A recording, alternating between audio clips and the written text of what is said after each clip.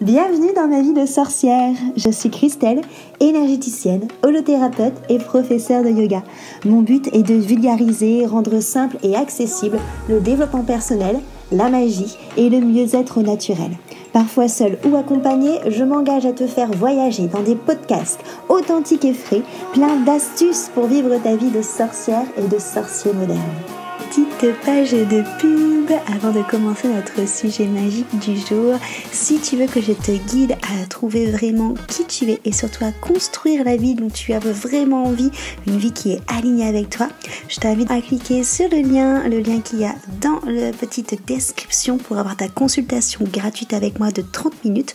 Comme ça, on va pouvoir papoter et on va pouvoir voir quel outil magique justement je peux prendre pour venir t'aider et te guider. Je te dis à très vite dans un rendez-vous. En attendant, on passe à notre sujet magique du jour. Bonjour à tous, je suis Christelle de ma vie de sorcière et aujourd'hui autour de mon micro enchanté, je reçois ma copine Maggie. Salut Maggie. Salut. Comment vas-tu? Ça va très bien, écoute. Alors Maggie, on se connaît, on travaille ensemble. On est d'ailleurs en train d'organiser des retraites ensemble, qui vont être exceptionnelles. Et je voulais d'ailleurs vous mettre le petit lien dans le descriptif pour que vous puissiez aller jeter un petit coup d'œil là-dessus et nous rejoindre pour nous voir en vrai. Et durant ces retraites, Maggie va également vous proposer du coup de l'hypnose et c'est là-dessus que va parler notre podcast d'aujourd'hui. Est-ce que d'abord, avant de parler de ça, tu peux te présenter un petit peu, s'il te plaît ? Oui, alors du coup, je m'appelle Margaret Piette et je suis coach, professeure de yoga et également du coup hypnothérapeute. Et tu fais ça du coup depuis combien de temps? Comment t'es arrivée à l'hypnose en rajoutant ça un petit outil à ton arc? Alors j'ai eu un parcours un peu chaotique ou atypique, ça dépend comment on veut le voir. En fait, moi, j'ai fait une prépa lettres à la base parce que j'adorais écrire, j'adorais raconter des histoires. J'étais vraiment passionnée par les histoires, la littérature. Et suite à ça, je me suis retrouvée un peu par hasard dans des études de com et marketing. Et en fait, j'arrivais pas à trouver forcément ma place. J'avais ressenti en fait un besoin d'aider, d'accompagner. Je savais pas trop comment le matérialiser. Et en fait, au cours de ces études, j'étais amenée à travailler en Inde pour une ONG, pour venir soutenir en fait des femmes qui apprenaient un métier, donc pour pouvoir être indépendantes financièrement. D'accord. Moi, je m'occupais de toute leur communication, leur marketing, et à ma place, à ma manière, en fait, j'avais l'impression d'aider, mais pour moi, c'était pas suffisant. Mais à côté, en fait, j'ai commencé à m'intéresser d'abord au yoga pendant ce voyage parce que, alors, j'avais 23 ans à ce moment-là, j'étais complètement seule dans un pays, complètement inconnu au final, où j'avais pas mes repères. L'Inde, c'est vraiment un pays particulier. Tous mes sens, en tout cas, étaient exacerbés. Ouais. Et j'ai ressenti vraiment le besoin de pouvoir extérioriser, pouvoir me reconnecter à moi, pouvoir retrouver des repères, un lieu sécure. Et le yoga, ça m'a vraiment aidée à ce moment-là. J'ai eu la chance de rencontrer un prof qui m'a proposé de venir tous les jours me donner un cours de yoga sur le toit de la maison où j'habitais, en fait. Trop bien. Ouais, c'était assez dingue comme expérience. Du coup, tous les jours, je me réveillais en train de pratiquer du coup le yoga, entourée par les singes, le soleil qui se levait sur la ville, c'était assez incroyable. Trop fou, ouais. Et c'est à ce moment-là en fait que j'ai réalisé que le yoga, c'était un outil incroyable pour pouvoir se reconnecter à son corps, pour l'approche corporelle en tout cas, un outil thérapeutique en tout cas. Et après, en rentrant, je me suis intéressée plutôt au domaine de l'alimentation. Ouais. Et ça me semblait complémentaire au yoga. C'est pour ça que je suis partie un petit peu dans tous les sens, mais au final, tout est complémentaire. Du coup, le domaine de l'alimentation, j'ai monté un blog, j'ai monté une start-up, je me suis entourée de nutritionnistes, naturopathes, etc. Et ça m'a amenée, parce que je travaillais avec des coachs sportifs, et eux, ils étaient à fond sur le développement personnel. Et ça m'a amenée comme ça à me concentrer sur le mental, et j'ai réalisé que c'était en réalité le mental et le cerveau qui étaient déterminants dans notre vie. Parce qu'en fait, c'est notre cerveau qui est à l'origine de la perception qu'on a sur le monde. Carrément.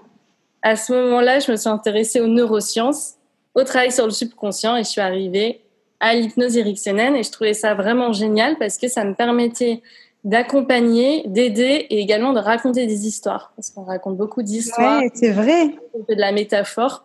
Et j'ai dit, mais c'est génial, en fait, ça va pouvoir combiner tout ce à quoi je crois, tout ce dont j'ai envie de faire dans la vie. Carrément.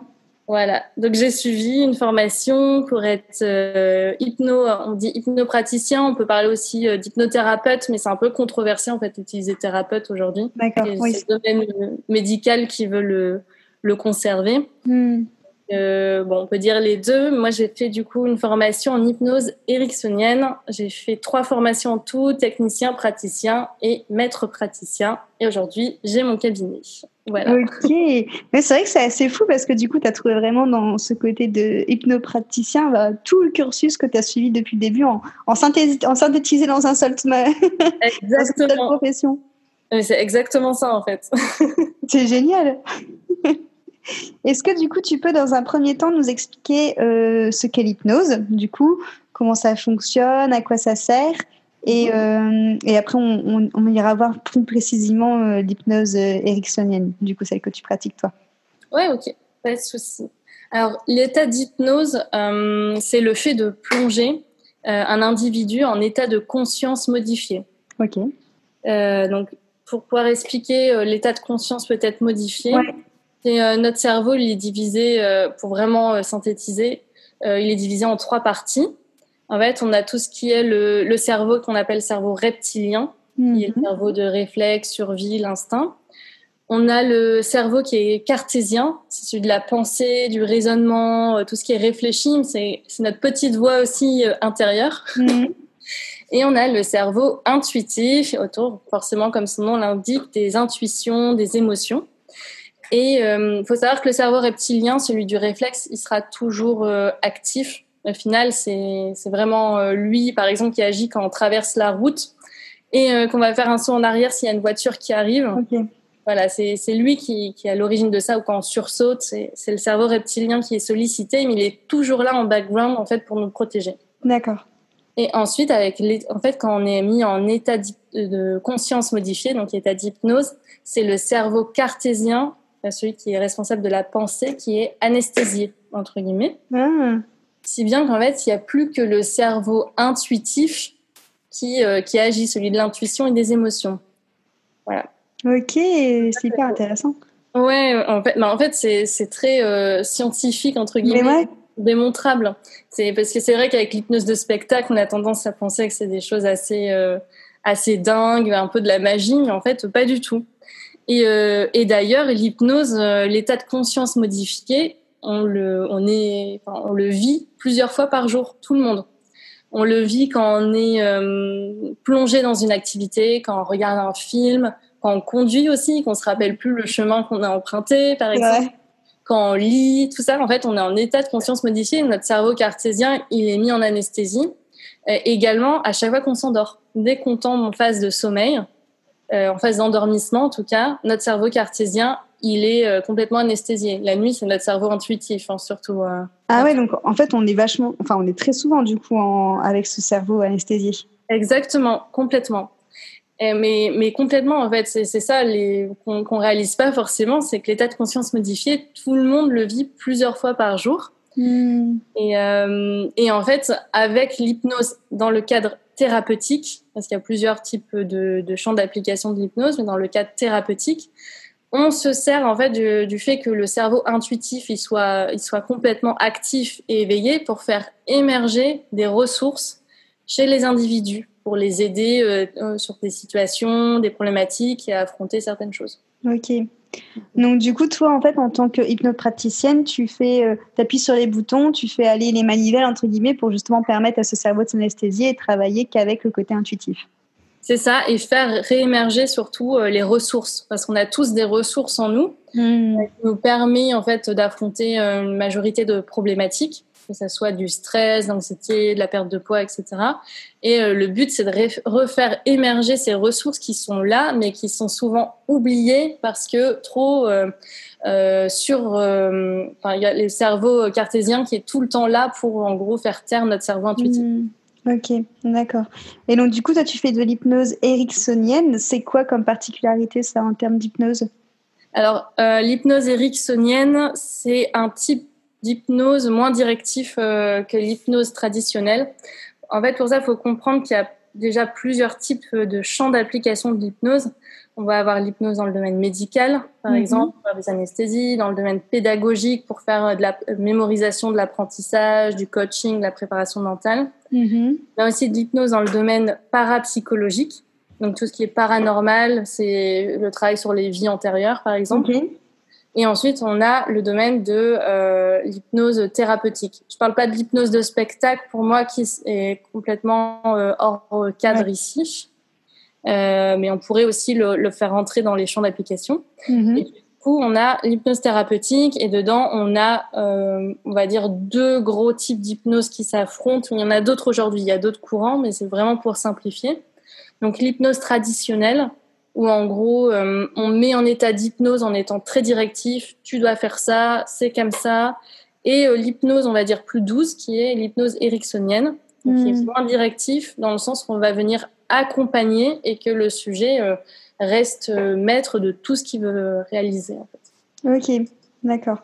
Donc là, au final, c'est cette méthode vraiment-là d'hypnose qui te permet justement d'être plus libre dans ton lorsque tu racontes des histoires, lorsque tu crées des histoires, du coup. Exactement, complètement. Oui. Bah, c'est le fait justement d'inviter avec des histoires à suggérer des choses chez les individus, justement pour pouvoir les accompagner, faire remonter des ressources. Ok. Et donc du coup, toi, tu accompagnes des personnes. Comment ça se passe justement quand quelqu'un vient en séance d'hypnose? Quel type de personnes tu accompagnes principalement, toi?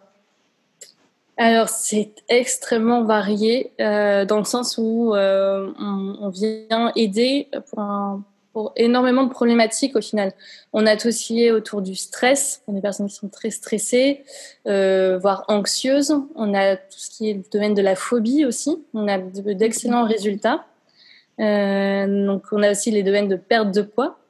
Donc, c'est vraiment complètement différent avec la peur. Hein. Ouais, c'est sûr. Les addictions, avec l'arrêt du tabac.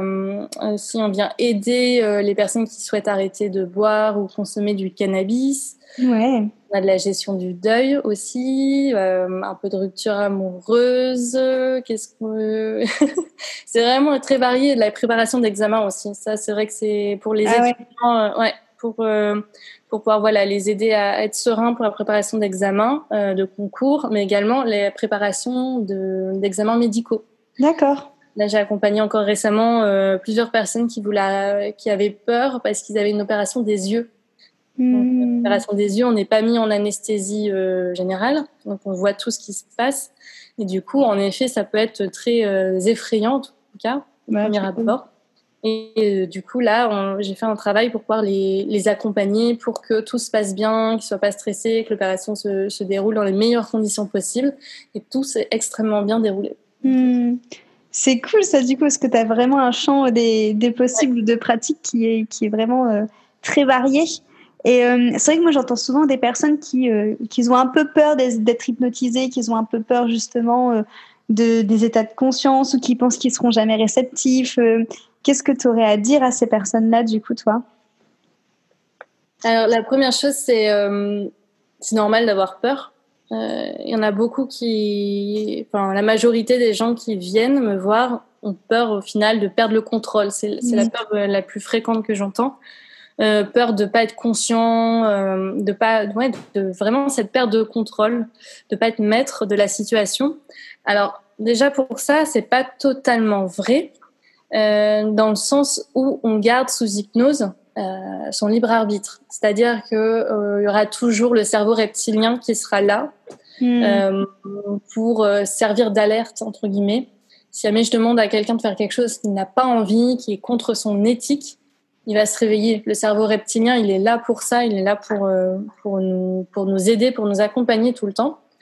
Donc déjà, il n'y a pas de réelle perte de contrôle. On est conscient sous hypnose de ce qui se passe. Très souvent, on peut continuer aussi à intellectualiser certaines choses. Alors c'est mieux si on le fait pas, forcément, parce que c'est moins efficace, mais on peut continuer à intellectualiser. On sait très bien où on est, on sait très bien ce qui est en train de se produire. Oui. On a notre veto inconsciemment, donc il n'y a aucun souci là-dessus. Donc ça, pour la partie perte de contrôle, de toute façon, on expérimente aussi, on met déjà en état de détente la personne, on fait une petite session de relaxation avant pour pouvoir un peu mettre aussi en confiance pour que la personne et puis qu'elle puisse comprendre les effets, comment ça va se produire. Il n'y a pas de rupture brutale, ça y est, maintenant je suis sous hypnose et je ne contrôle plus rien, pas du tout.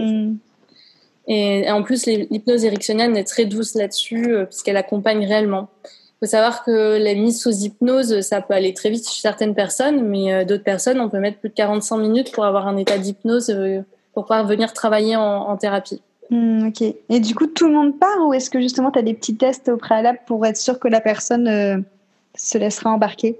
Alors bien sûr, j'ai des tests, mais au-delà de ça, en fait, toute personne peut partir sous hypnose puisque, comme on l'a vu tout à l'heure, on passe tous par cet état de conscience modifié plusieurs fois par jour.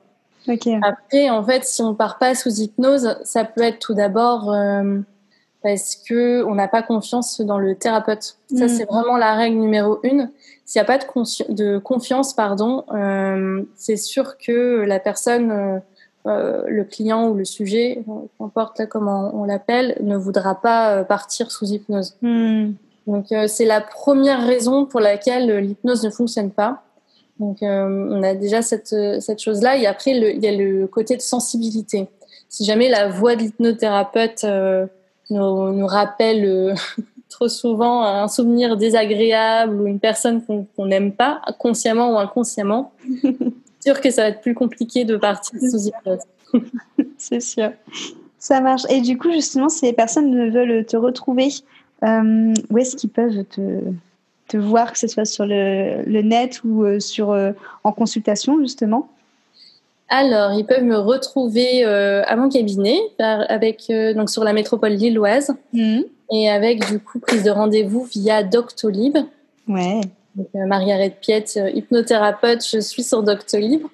Et sinon, vous pouvez également recevoir une petite relaxation, voyage hypnotique, gratuitement en s'abonnant à ma newsletter sur mon site internet. Donc www.margaret-piette.fr. Ouais. De toute façon, je mettrai tout dans le petit descriptif. Et sur Instagram aussi, on peut te retrouver ? On peut me retrouver sur Instagram aussi et sur YouTube, et également via des podcasts. Voilà, parfait. Très bien. Tout ça, vous avez le choix pour retrouver Maggie.